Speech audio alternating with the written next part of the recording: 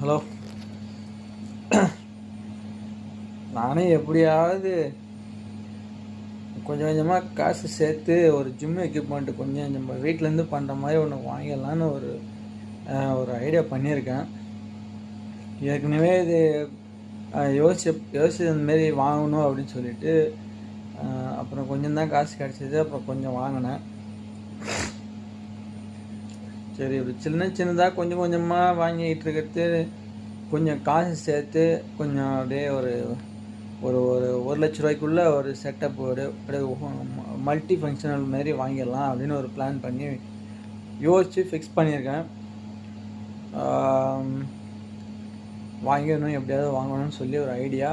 இன்றைக்கி தான் அதுவும் யோசித்து முடிவு பண்ணேன். சரி, எப்படியாவது ஏன் கொஞ்சம் கொஞ்சமாக ஒவ்வொன்றா ஒரு செலவாக பண்ணுறதுக்கு மொத்தமாக வாங்கிட்டேன் என்ன அப்படின்ற மாதிரி ஒரு யோசனை. ஸோ அதுக்காக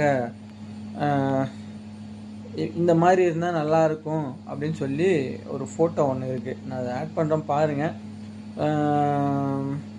வேறு யாருக்காவது இல்லை இன்னும் கொஞ்சம் வேறு மாதிரி வாங்கலாம், இன்னும் கொஞ்சம் அமௌண்ட்டு கம்மியாக இருக்கும், ஸோ இங்கே வாங்கினா நல்லாயிருக்கும், அந்த மாதிரி ஏதாவது ஐடியா இருந்தால் கொஞ்சம் சொல்லுங்கள்.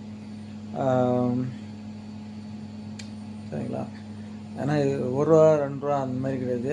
எப்படி பார்த்தாலும் ஒரு இப்போ நான் இந்த ஃபோட்டோவை நான் அமேசானில் பார்க்கும்போதே அந்த எக்யூப்மெண்ட்டு பார்த்தீங்கன்னா கிட்டத்தட்ட ஒரு 84,000 ரூபா என்னமோ வந்துச்சு அது. அதனால் அதை வாங்கலான்னு ஒரு ஐடியா.